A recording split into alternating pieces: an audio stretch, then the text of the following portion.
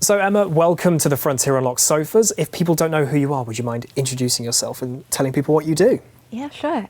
So I'm the senior concept artist on Jurassic World Evolution 3. I also worked on Jurassic World Evolution 2, and I get to oversee the designs of all of our lovely dinosaurs. So you're part of the team that actually design these creatures, bring them to the game, bring them to life with information from paleontologists and Universal as well. Yeah, exactly. So once we get that species name that we're going to add into the game, we jump straight into research to begin with. I like looking at the skeleton, the fossil. Do we have any cool fossilized material to work with?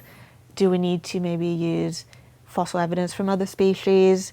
And keeping in mind all that research, we also balance it thinking about how can we imagine this animal? What would this animal look like in the Jurassic World franchise? Yeah. So let's kick things off with the Utahraptor that we revealed a couple of weeks ago. People were very excited to see this guy back again. Can you just tell us about the Utahraptor, like as a whole, what players can expect? Yeah, so the Utahraptor is a dromaeosaurid. So that's the same family as Velociraptor. And from that family, they were the biggest. So in their environment in the early Cretaceous, they were the apex predator. And they were particularly robust and quite heavy for a dromaeosaur.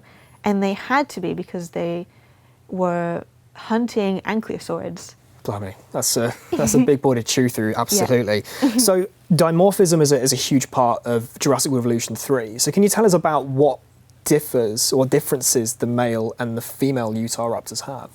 Yeah, sure. So now the Jurassic World Evolution 3, we have males and females. Until now, we only had females. So the differences with the Utahraptor, we went for something quite naturalistic and a little bit subtle, but once you train your eye to see it, you'll feel like a really accomplished ranger. So the male is a little bit more robust, a little bit, it's got a slightly bigger crest on the head, a little bit larger body, while the female is a little bit more slim. And the male also has a slightly different pattern as well. It's got a really cool line going down the neck. You've got the males, you've got the females, but you've also got the juveniles. So how do they compare when you're designing those?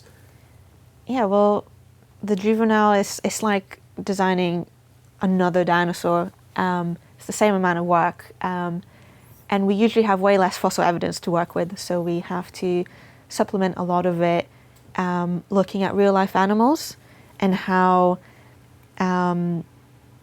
we have to look at a lot of baby animals, essentially. So we look at, say, baby birds and how much the skull in particular changes quite a lot as they grow up. And using that science, we end up with really cute babies. So it's not just artistic license to make them look really, really cute and adorable. There's genuine science behind how they look. The science makes them extra cute. That's so cool. So with obviously breeding in the game and the juveniles with their adult parents, what kind of traits can you see being passed down? Well, just like in nature, if you've got a beautiful herd of your red Utahraptors, the juveniles are also going to be carrying on that trait and look like their parents, and they're going to be red as well. So feathers are a big part of the Utahraptor's design. It's very, very distinctive. Did you have real world evidence of the feathers that they have in the game? Yeah, well, we have a lot of fossils showing us that dromaeosaurs had feathers.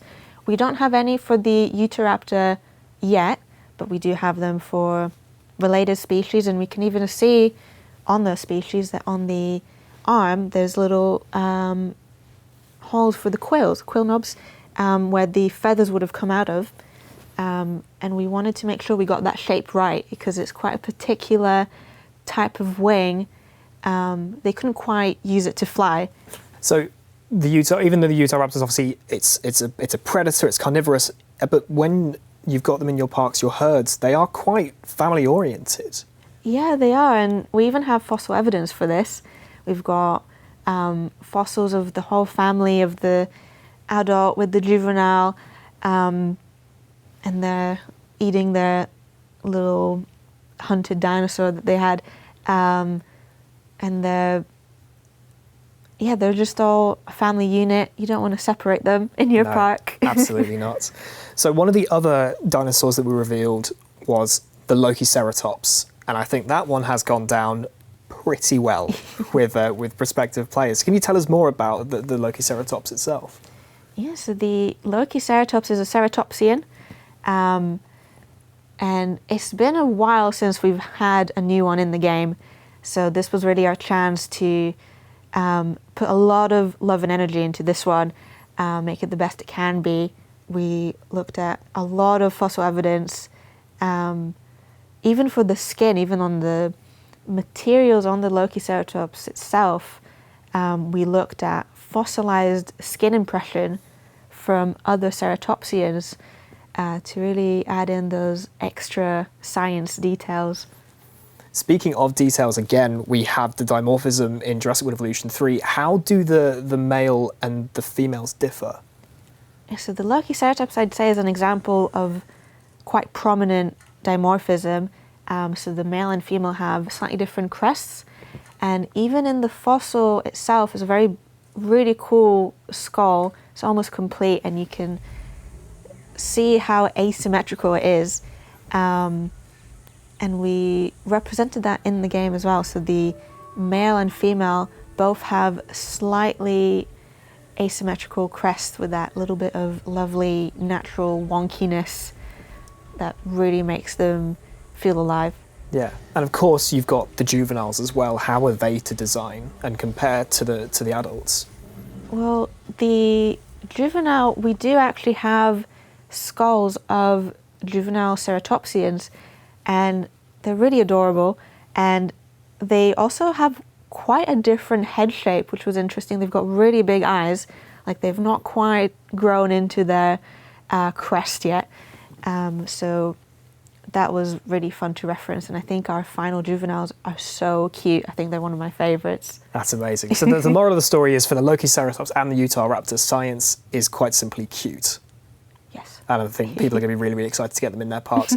Emma, thank you so much for joining us today and giving us your insight onto designing these dinosaurs. Thank you for taking the time. Really, really do appreciate it.